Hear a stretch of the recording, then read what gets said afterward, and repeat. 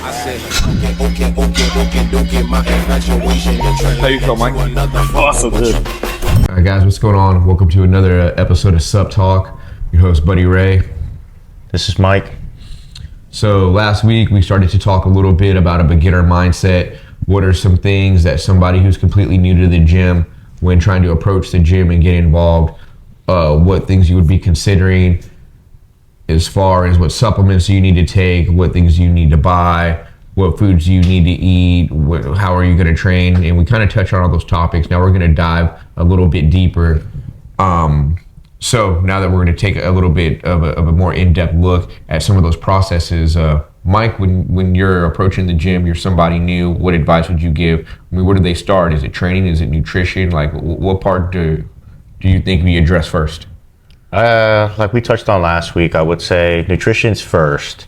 And then, of course, like get the basic supplements that you can't really get from your daily essential like foods or like, you know, stuff like that. So those basic supplements, I would say, is important. And then training, you know what I mean? If you're not getting the proper nutrition or what you need to perform in the gym to get like 100% out of it, then what's the point? You know what I mean? So if your main goal is to grow and build and be effective in the gym, it starts outside the gym. You know what I mean? So you can be in the gym just pounding all this weight, but you're not going to get any progress because of what you do outside the gym, you know, as far as nutrition goes and filling out those gaps, you know, with the supplements that you need. Got you. Okay, so talking about that, if somebody is just starting to approach the gym, okay, they know eating is the most important, but everyone knows being in the gym and training, that's the most fun part, right? That's the easiest part. But for somebody who's just approaching, what does that look like when they're first starting to get into the gym? You know what I mean? Do they go in? The average person, I'm assuming, probably doesn't know that they can do a chest day and a shoulder day. Can you give me a little bit more insight on what are some different types of training splits for somebody who's never done this before? How could they be approaching it so they can start to build their body in a way that they see as goal oriented? Mm-hmm. So there's a lot of like training splits that people have. There's a bro split, there's the push pull legs. There's a lot of them out there, but again, I would say try it out first and see what works for you for a few weeks to see if you see any progress as far as like maybe strength increase, recovery, like what works for you. Again, like I think we touched this like maybe yesterday. Some people that lag on legs add, 2 leg sessions, maybe do a quad day and the next day do glutes and hams, or the second time in the week. So I will suggest to people, like, if you're lagging on your legs, do it twice a week versus just doing it once a week. You know what I mean? And if you want to build up your shoulders a little bit more, I would say on a push day, add in a little bit of like your shoulders. I personally like doing shoulders and chest separately. That's just me. Some people do it all together, accumulate it into a push day, So I guess so we can help those who are really elementary to this. When we're saying a push day, is what we're saying when we mean by a push day is that would be all your push muscles. So that would be your chest, that would be your shoulders, and that would be your triceps, right? Anything involved with a push. Whenever we're referring to a pull day, that's referring to obviously anything pulling. So that would be your back and that would be your biceps. Obviously leg day is anything with the lower body, but the leg is such a big muscle group, and me and Mike were both I guess genetically more well endowed because we actually both have pretty decent legs. But throughout the course of my life, legs are a big problem area for a lot of people. So the concept of having a push pull and then 2 leg days isn't a bad idea, because it allows you to focus on the quad, which is the good front side of the leg, but also allows you to focus on the hamstring, which is that back side of the leg. And for those of you that don't know, whenever people say like, man, I want bigger arms, the tricep is the biggest muscle in the arm. So if you want to have big arms, you really need to develop your triceps just as much, and actually more so, than your biceps. If you want to have big full legs, the hamstring and the glutes are huge muscles, okay? The quads are big too. You know, the leg's a big muscle altogether. But the reality is you have to make sure you're training all aspects to make those body parts come up together. So that's what we're saying when we refer to push and pull and leg days. You know, for some people, we get it when they're first getting involved in the gym. 5 days, 6 days, that sounds like a scary commitment, and a lot of people might not be ready for that. That's cool, man. If you're not ready for it, don't jump into it. A lot of girls too. If only being able to go 3 days is all you can account for, trust me, once you get hooked, once you get addicted, you're gonna make time to go more. But if you're just getting started and you need to find a way to get yourself committed to being there and showing up, and 3 days is the safe mental zone, then cool, take that 3 days, but there's still a good way to break up those 3 days so you're getting the most progress out of those 3 days. Now, I think it's safe to say for me and Mike, we don't do, like, I don't do a push-pull leg day. I follow a 5-day training split, which is more bodybuilder oriented because I like to isolate body parts. So for me, my training split, doing a 5-day split, is I have a back day, I have a chest day, I have a leg day, I have a shoulder day, and I have an arm day. And that's how I like to train, but it wasn't always that way. You know what I mean? Everybody had to have a starting point. And for some people, 5 days is a lot, 3 days is all you can get, cool. Once you get to 3 and you say, hey, you know what, I'm ready to handle 4, then hey, take it at your pace. This is your race. You don't have to compete with nobody but yourself. So if that's what it takes, these are just some recommendations on ways to break up your days and your training so it's maintainable for you and consistent. So yeah, like these training styles are just starting points. You don't have to stick to them. You know, no one says like you have to follow this to the T. It's just a starting point where you can gauge what works for you, and then you just start tweaking it a little bit to fit your style, what helps you grow, what helps you progress. Like in the beginning when I started training, I hated taking days off, just because on my days off, and I'm sure this happens to a lot of people, you just feel like you're being lazy, you're not being productive, it's a mental thing, but it actually is very beneficial when you take rest days. You know what I mean? Some people do 2 days on where you're in the gym and you take that third day off, and then you do that for the next 2 days, and then you take a third day off again. Some people do 3 days on and 1 day off. I typically try to follow the 3 days on, 1 day off. And I don't keep track of it. I'm not going to say, oh, a Wednesday is going to be my day off. It just follows in that routine. Like if that third day it's on a Thursday, and then on Friday I have to take off, I take off Friday. But the following week, if I'm off on a Tuesday, I'll take off on Tuesday and I'll work Friday. You know, it's just that cycle. So yeah, a lot of people don't realize how important the rest is. Yeah. That's where the body does the most growth, is when you're resting. Okay, we break it down in the gym, but the gym does not produce growth. Rest does. Food fuels the growth, and rest allows it to happen. So a lot of people get that. Overtraining is a big thing too. You know, a lot of people, they start training and they're like, man, they want to go in there and they want to kill 2-3 hours. And I'm not saying that some guys don't train 2 or 3 hours, or some people don't train 2 or 3 hours, but what I am saying is be mindful of your training. And if you're going to train that intense, you got to make sure you're feeding the muscle before and after. So we're also, you know, so we don't get too stuck on the training aspect, we know we wanted to open up that window, but we also spent a lot of time talking about how important nutrition is and food is, and steak and how many ounces feels good. So just to clarify for some people who might not know exactly what are good proteins, what are good carbs, what are good greens to eat, we're gonna go ahead and touch base on that a little bit too for you guys. Obviously right out the gate, fried food is not the best option. I wouldn't even consider it an option if at all possible. But what is good? So we know like grilled or baked fish. We know grilled or baked chicken. We know steak and beef, ground beef is good. But how do these foods apply to certain individuals in meeting their goals or relating to their goals? Obviously, if you're a hard gainer like I was, like I said, when I graduated high school, I was 155 pounds. A lot of beef and ground beef, steak, potatoes, Lots of rice were the things I needed to help me gain weight the right way. You know, when I first came out the gate and I got involved, I was doing a lot of grilled chicken breast and sweet potatoes. I was too small of a guy for that to really help me grow. I needed denser calories. Mike, you want to touch a little bit on that, or what are some good carbs, some clean proteins, how those proteins might affect people? Yeah.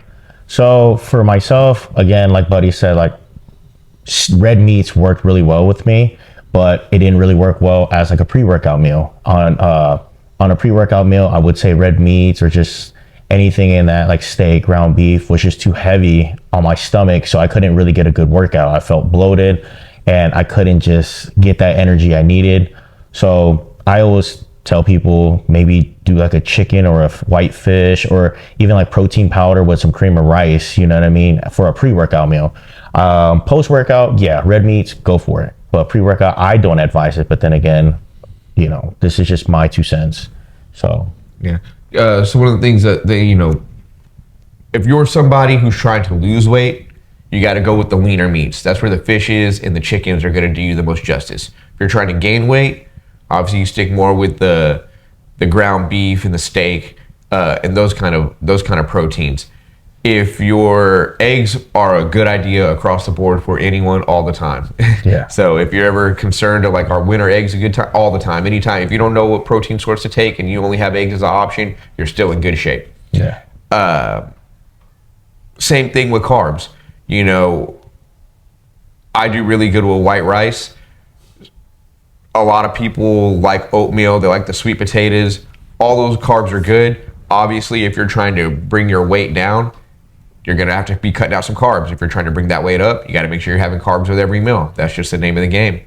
Another thing that's really good to touch on is you got to get your greens in there, guys, because as much as it's easy for us to preach like, oh, train this way, eat this food, you got to take care of your gut health. And me personally, I was horrible about my gut health throughout my entire 20s. I'm 39 years old, and because I had neglected gut health so much in my 20s, by the time I got to my early 30s, it really started to affect me in some really like kind of just like nasty ways, man. You know, I had like some IBS. I was taking really bad shits, and it just wasn't cool. And I just blamed it. I just said, hey, I'm just getting older. This is just the way it is. And the reality is my gut, even though I might have looked really healthy on the outside, my gut health was trash. And as soon as I was able to get that on track, you know, by doing certain things, you know, everybody sees the apple cider vinegar, lemon juice. I put turmeric and cayenne pepper and black pepper in mine as well.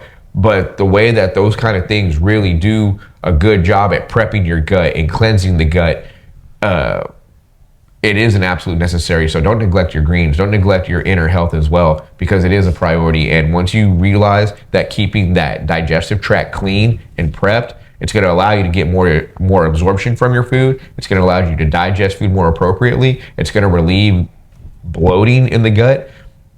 And it's going to just help everything run through in an optimized way instead of getting clogged up and backed up and getting all that just years of bad shit in your stomach. You know, that's the easiest way. And once you get that under control, it will make a big difference in your life. And it took me 15 years to learn that, and geez, I wish I learned it sooner. Yeah, I just want to touch on that too. Sometimes people think they're holding extra weight and like they're just like a little bit fat, like, you know what I mean? That sometimes it's just bad gut health. Like if you actually get your gut back in health, like in check, your swollen, like your swollen face comes down, your lower body fat, like in your stomach, starts to go down. So gut, like again, I never really kept track of it, but when I had, you know, one of my coaches tell me like, hey, are you keeping track of your gut, like taking any gut health supplements and all that? And I'm like, nah. But after I started taking like a GI tract, like gut supplement, and like just eating like greens, like he said, I noticed a major weight drop. I'm talking about water retention go down, inflammation go down, swollenness go down, bloating went down. And I thought it was just like me burning a bunch of fat, when it wasn't. It was just getting your gut back in check.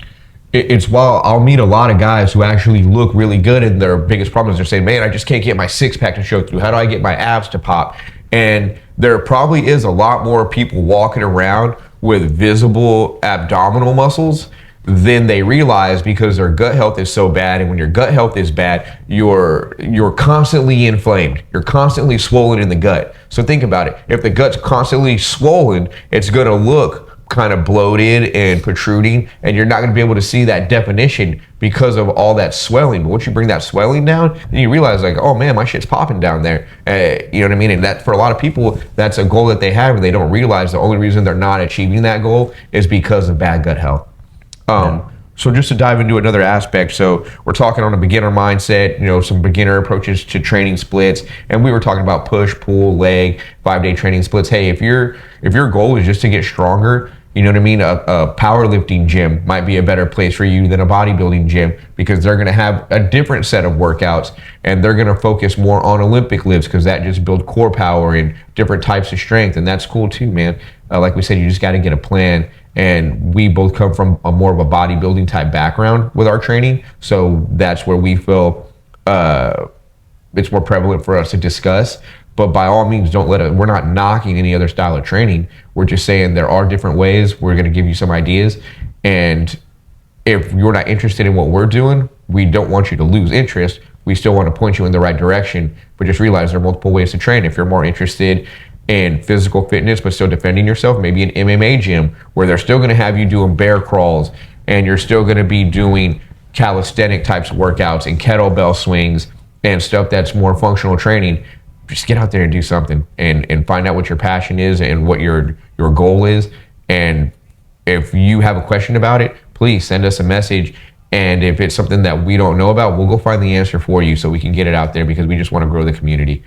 That being said, Mike, you want to touch base on, okay, you're a young guy, or a young person, you're just getting involved in the gym. You say, hey, I got $100 left over after I paid all my bills. What supplements do you think are your go-to supplements for somebody who's first starting?